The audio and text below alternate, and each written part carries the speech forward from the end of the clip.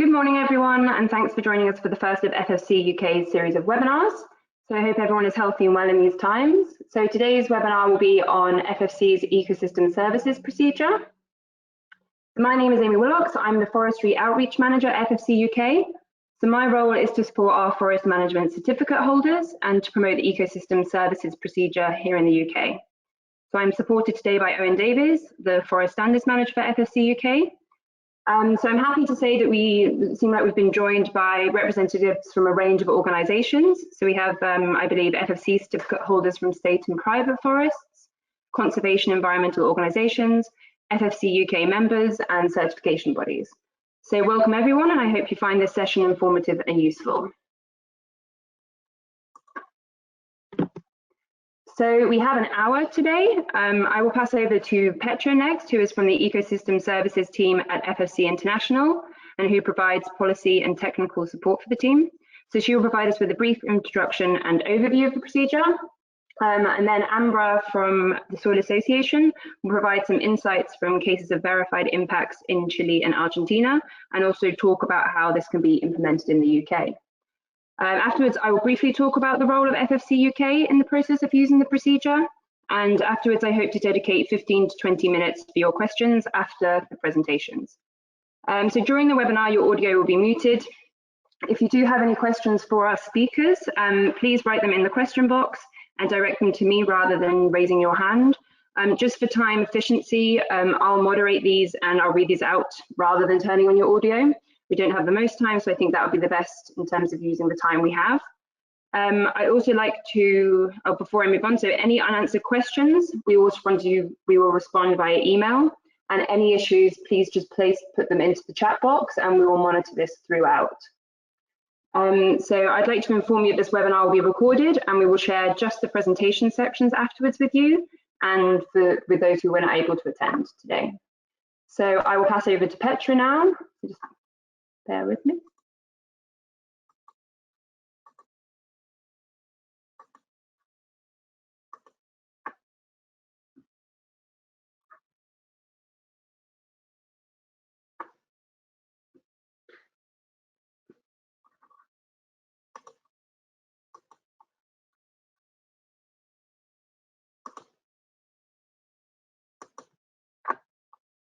Petra, we can't hear you, by the way. All right. It seems like we were both, I was trying to unmute myself and then you did that too, so then I muted myself again. All right. Do you hear me now? And is my screen visible?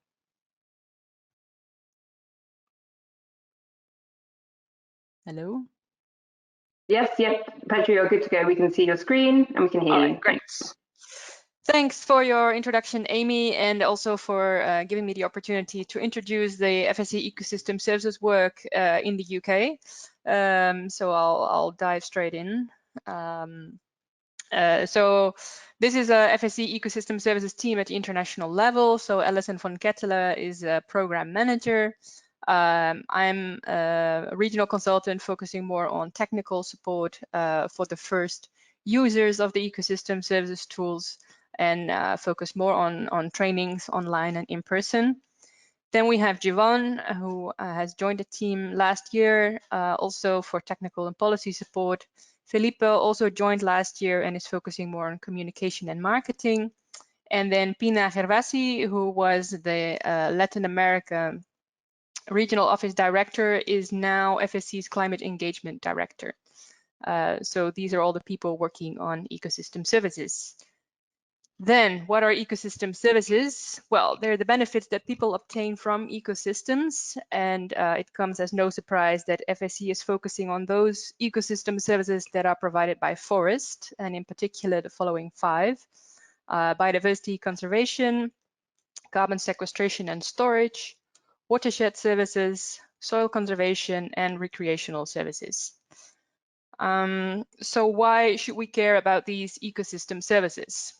Well, first, we all depend on forest ecosystem services, the roles of forests in climate, in water.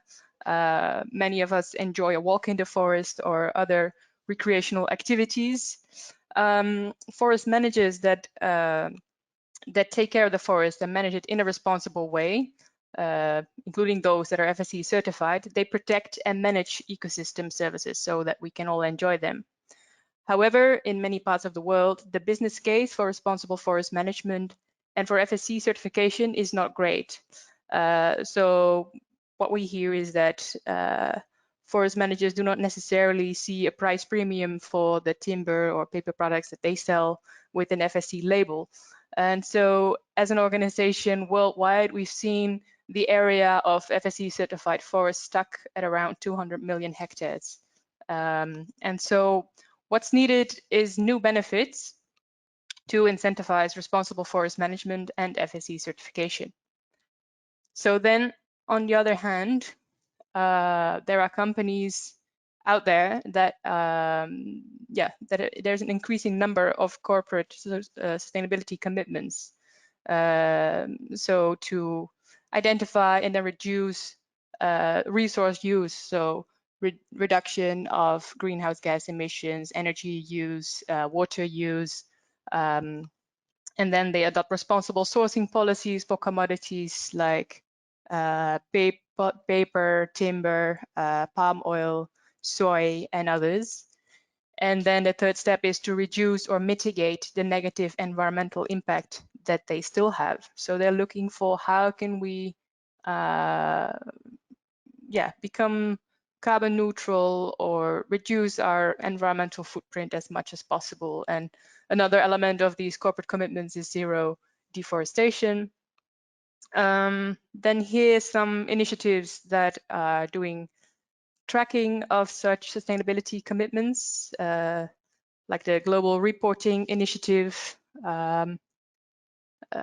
Supply Chain, the Forest 500. These are an example of the main commitment tracking organizations.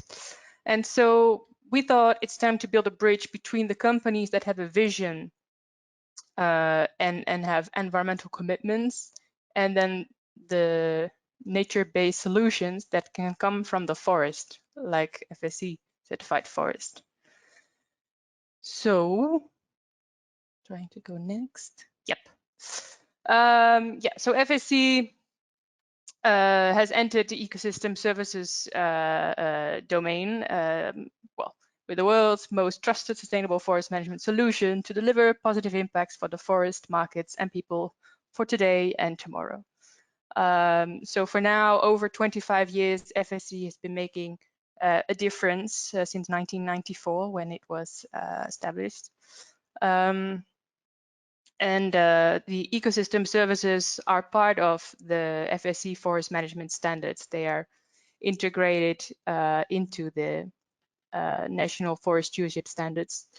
For example, the protection of biodiversity, water courses, many other elements are already integrated in the FSC forest management standards. Now, the new tools that we have, the main tool is the FSC Ecosystem Services Procedure, which is a framework for verifying and communicating positive impacts that responsible forest management practices have on one or more ecosystem services.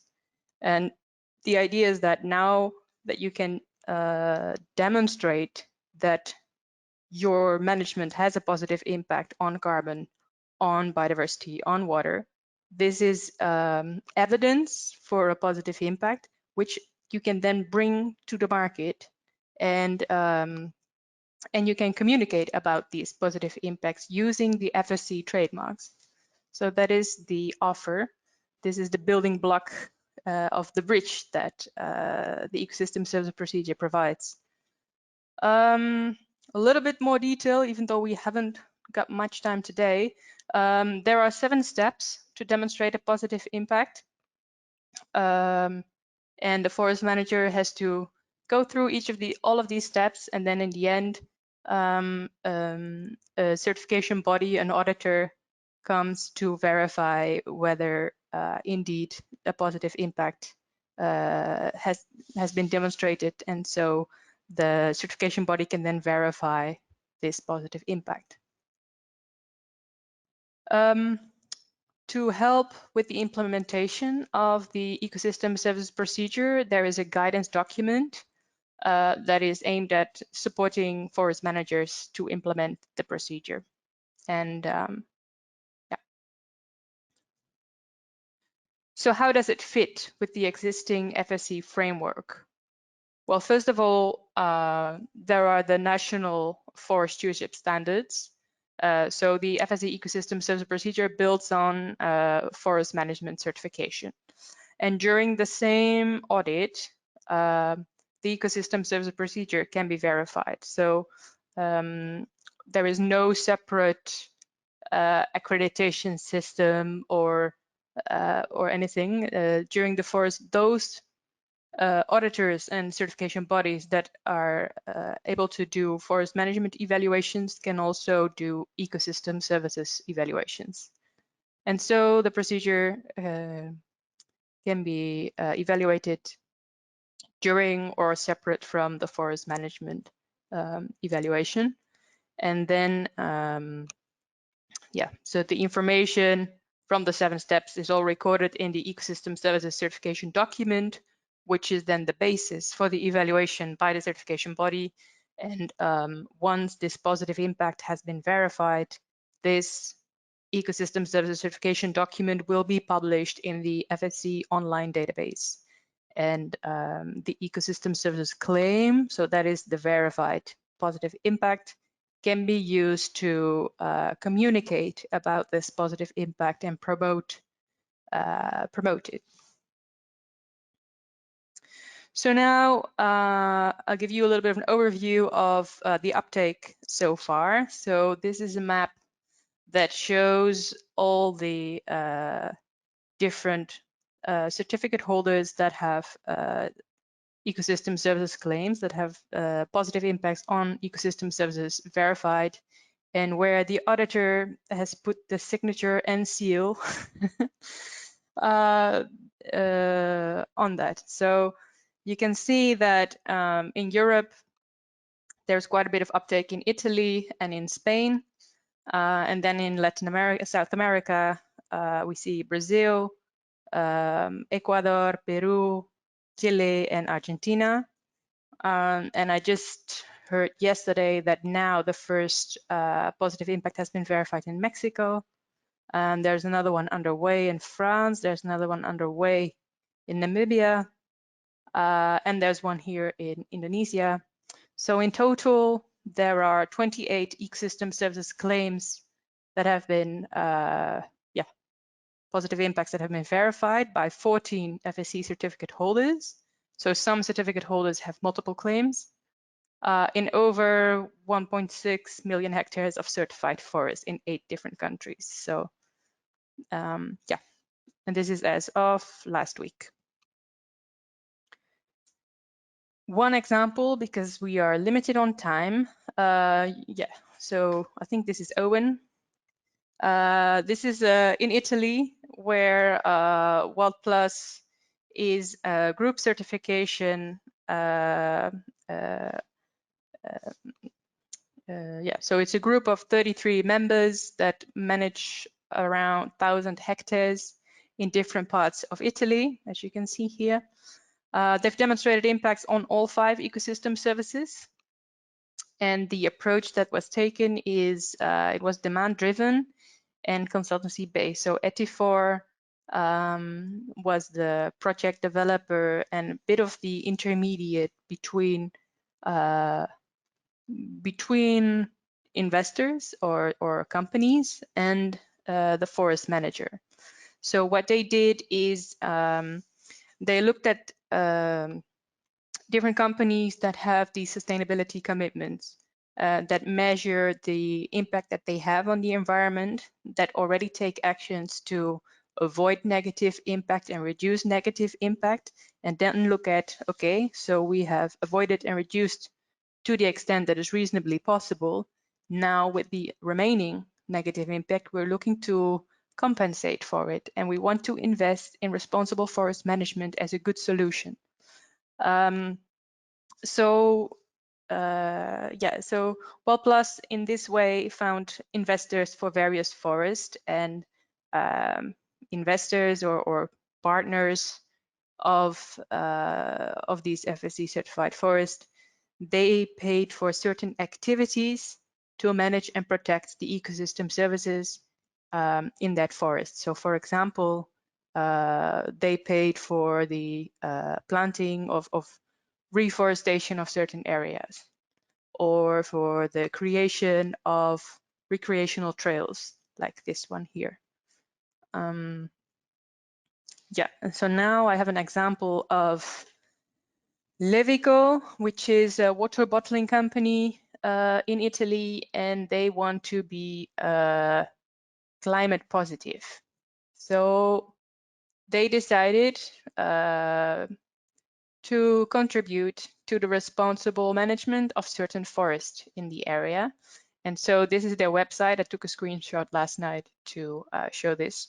And so they support these forest managers in the responsible management of their forest. And then they say these positive impacts have been generated on the climate, verified by the FSC standard. So here they are making this communication about their support for these forest managers.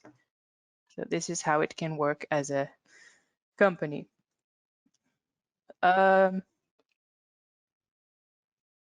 Then in what way can organizations like companies or other organizations get involved? So the example we just saw is that they can financially support a forest manager for the protection and management of ecosystem services. And they can do that within their supply chain or otherwise linked to the organization. And they can buy products with associated FSC Ecosystem Services claims.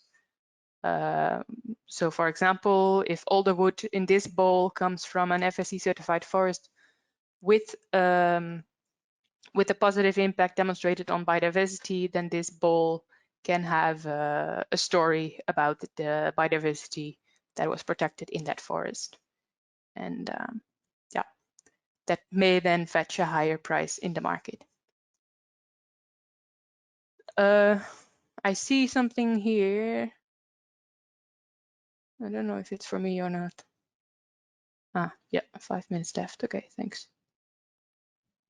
It's easier if you can unmute next time.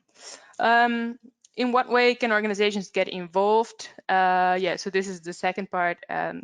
So if this is the FSC certified forest, then the normal way that it ends to an end consumer is through the chain of custody. So if the forest manager has wood products, for example, then they are being, well, here trees are harvested, here, say it's a first sawmill, then we have the secondary processing, and then it ends up in the consumer-facing market. Now with the ecosystem services procedure, the end consumer-facing company can directly create the link to the forest and support the forest directly, yeah, by through the ecosystem services claim. This one can communicate about how they support this forest, and yeah, it's a different way of connecting to the source. So for sponsors, yeah, it's being part of a new solution. If you sponsor the protection or restoration of ecosystem services, then the forest manager implements certain activities that protect or restore or manage that ecosystem service. There is then clear evidence of the positive impacts. And as a sponsor, you can then share these positive impacts that you contributed to with your customers, shareholders, and so on. And then you'll be recognized as an active supporter of our planet's health and future. Just a brief overview of the different ecosystem services tools. I already mentioned the ecosystem services procedure and the guidance that supports the implementation of the procedure. Then there is a frequently asked questions document specifically for certification bodies, for auditors. And finally, there is the FSC Trademark Use Guide for promotional license holders. So if Levico, the water bottling company, wants to create messaging around their support for this forest manager, then they can have a look in the FSC Trademark Use Guide to see some examples and some guidance on this messaging and communication. All right, that's it for me. I thought questions and discussion, but I think we're going to do that at the end. So I'll skip that for now. In case you want to know more about the FSC Ecosystem Services tools and approach, you can email us via these following email addresses. You can check the FSC Ecosystem Services webpage, which is currently under revision, and I'm hopeful that it will come in Q2. And on this slide, there's also a link to the procedure and the guidance in the FSC Document Center. Brilliant, thank you, Petra. And that was right on time, so perfect. Yes, we'll do questions at the end. So if anybody has any questions for Petra, please just put them into the question box. So I'll now pass over to Ambra.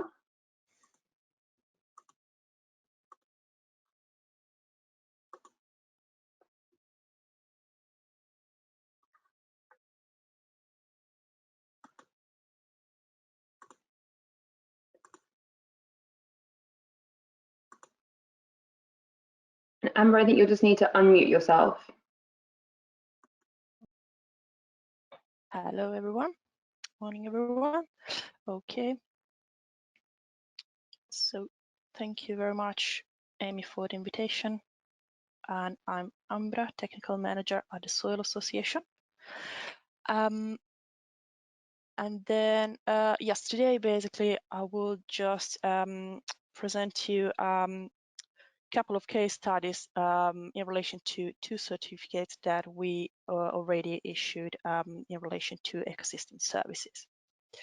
So I will go through a very quick introduction about ecosystem services. Then I will present you the two examples, so one for Chile and the one for Argentina.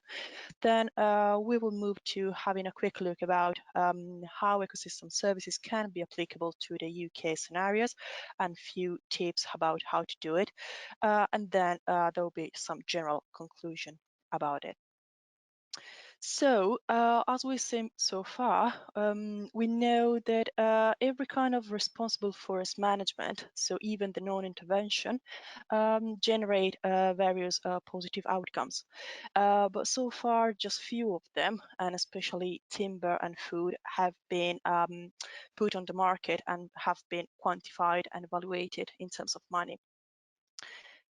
However, we know that there's even a wide range of positive impacts that are coming from the sustainable forest management, and these might be a little bit more difficult to evaluate and to put on the market. And those are what we are calling actually ecosystem services, and those include, for example, provisioning services, regulating services, supporting services, and cultural services. So yeah, so basically we know that ecosystem services already exist in any kind of certified forest, and yeah, this is a really important key element of this presentation. And we know that the FSC Ecosystem Services procedures is a new tool that would just help existing and potential forest management FSC client to quantify these ecosystem services and trying to make them market viable. So in terms of how to apply and obtain the certification, I don't want to go too much in detail to the procedures that Petra already quoted, but just to give you a very quick introduction, there are two main steps that shall be implemented. The first one is about identify the ecosystem services, and this is all the process that shall be conducted by the certificate holders. And then there's the step of assessing them against the FSC procedures, and this is basically the point where the certification body can just jump in and then do the audit and assess them. So moving to the first example that I want to talk about, the first one is has been issued for Forestal Arauco. That is one of our clients in Chile. And specifically, our client wanted to claim an ecosystem services about recreational services. And the two impacts that they want to verify were in relation to maintenance and conservation of areas of importance for recreation and tourism. And the second one was in relation to maintenance and conservation of population of species of interest for nature-based tourism. Both the ecosystem services have been evaluated for the Parque Oncol, that is based in Chile, and is just part of the forest owned and managed by Forestal Arauco. So on a practical side, in order to demonstrate the ecosystem service, the client just collect a lot amount of data about forest management since 1852. And basically they just describe how during the years, touristic services have been implemented and improved thanks to the forest management that have been implemented. So this is a very brief statement coming from the ESCD, that is one of the template that is available on the FSC database so far for the client.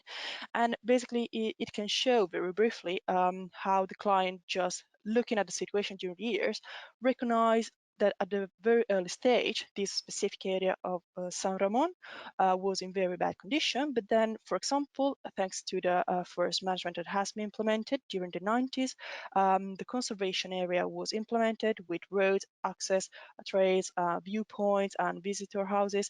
So basically, yeah, the client just went through the years and looking about how the ecosystem services have been improved. In order to corroborate basically this statement, the client collected a lot of various type of data, looking at the situation in different time during the years, and then the data have been collected, checked, and compared in order to demonstrate that the benefit have been provided. Some examples of these type of data include touristic infrastructures installed. So, for example, when any new road have been installed, or where there was any cafe services or path that have been provided. Monitoring of numbers of visitors. So since when there's a ticket for the entrance to the park, of course, the park is able to count how many visitors are coming to the park every year. Then the flora and fauna monitoring data has been a big part of the job, just to ensure that specific species that can be interesting for visitors are preserved and are still present in the park. And then evidences of visitors management and education have been collected. So, for example, the fact that visitors are provided with a map at the entrance and then are instructed to just stay on the path is part of the education that has been provided. So basically what the client has done is just defining what is their aim that they wanted to claim as an ecosystem services, collecting this data to just make the statement credible, completing the SCD, that is part of the FSC procedures, that an audit has been conducted and the certificate has been issued. The second example is about Arauco, Argentina, is another client of ours based in Argentina. And in this case, the client wanted to claim an ecosystem service about biodiversity conservation. And specifically, they wanted to verify the impact in relation to the conservation of two species. One is the jaguar and the other one is about a local deer that are both endangered species in the area. So in this case, we can see that in order to demonstrate the ecosystem services, the client wanted to basically describe how the sustainable forest management implemented during the year allowed to provide and preserve a good environment for the conservation of these two endangered species. And so the comparison between the past and the actual situation was mainly focused on highlighting how the human presence and the forest management impacted the environment, and then how these actually affected even the animals population and distribution in the area. So we can see the key element of the process in this case was collecting data about animal behavior, and then presence monitoring records, and then consultation of external sources, like for example the CITES registry, and was really important to really understand the area where the animals are present in order to identify the area where even the benefit and the ecosystem services was maximized. Even in this case, again, the client defined the scope of the ecosystem services, collected all this data, completed all the documentation requested by the procedures, an audit has been conducted, and then the certificate have been issued. Both the ecosystem services for both the client, of course, right now have documentation available on the FSC database, and both of them are in Spanish, but yeah, if you want to have a look, those are good examples. And generally speaking, if we move to kind of a trying to compare the two examples, we can definitely see that there are some key differences between the two certificates. So, for example, the first one is about the type of ecosystem services that have been claimed by the client. In the first case, we've got an anthropic type of ecosystem services, so mainly in relation about how the tourism is affecting the ecosystem services. And in the second case, we've got a natural ecosystem services, so mainly in relation about biodiversity, and so in relation to the species presence into the park. The second main difference is about the users, so what are identified as beneficiaries of the ecosystem services, so who is actually enjoy the ecosystem services. In the first case is mainly about tourists, park users and park workers, so people directly linked to the park and to the area. Instead, in the second case, it's really interesting to see that the first beneficiary that has been claimed by the client is actually the nation Argentina itself, as long as international scientific community, and so mainly in relation to international commitment that have been signed off by the nation in relation to the conservation of the endangered species. And then another big difference that we can see is in relation to threats that can be applied to the ecosystem services. In the first case, we've got mainly anthropic impact that can affect this ecosystem service, so like urbanization, park users behave. Instead, in the second case, we recognize as a threat mainly potential environmental situation like environmental degradation, lack of prey, and poaching. Just a 5-minute warning there, Ambria. Yep. Of course, we've got even similarities between the two projects. So, for example, we in both cases was really important to identify the areas and the scale of the ecosystem services and mapping them. Then in both cases, there was a very strong engagement with local communities, not just in relation to the development of the document needed for the ecosystem services procedures, but even in relation of looking about how the communities impact changed during the years in relation to the ecosystem services. Use of external sources has been a key point for both the project. We know that for the Chilean project, a couple of universities have been involved for collecting data, and then an external research office has been used to complete the ESCD. Instead, for the case in Argentina, more than 30 experts, both from Argentina and Brazil, have been involved for the development of this project. On-site audit and evaluation and interviews is a community point for both the project. Of course, auditing is a compulsory element of the procedures. And then an interesting point is about that so far, none of this project is actively looking for a sponsor. So quickly moving to how actually ecosystem services can be implemented in the UK scenarios. Again, I want to stress again the fact that ecosystem services already exist in certified forests. So small and focused target can be easier to identify, plan and evaluate. So it's really, really essential to define the scale of the impact that they want to be claimed. It's okay to promote improvement of project already started, and we know that all of the forest management plan already implemented by our client already include a lot of positive impact. So it's just a matter of just focus on them, trying to highlight the positive impact, and then just claim them as ecosystem services. Using existing data and external entities is a really good point and can help to make the process viable and credible.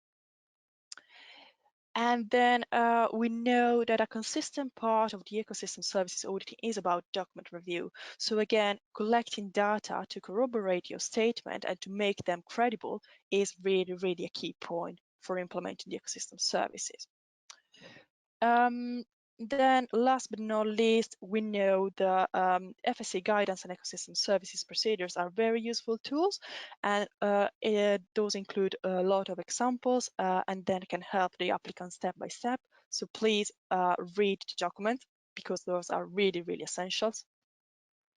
And then very briefly going to some general conclusion. Basically ecosystem services procedures can be seen as a very good opportunity for FSC client to demonstrate positive outcomes coming from the sustainable forest management that are actually enjoyable by a wider range of users. So even just to kind of look to a wider range of users of these ecosystem services. And then engage with local communities is a key element of this process. And then is a good way to either making them available and making them kind of an active part of the process, but even just to educate people and spreading the word about ecosystem services. And then looking for potential sponsor is part of the game, is definitely a good point for and a good chance for the procedures. But it's even important to understand that the sponsor will not buy directly the ecosystem services themselves, but they can just kind of provide money to the forest managers to support the sustainable forest management that they are implementing because of the ecosystem services that are existing in there. That's it. Great, thank you very much. Let me just see.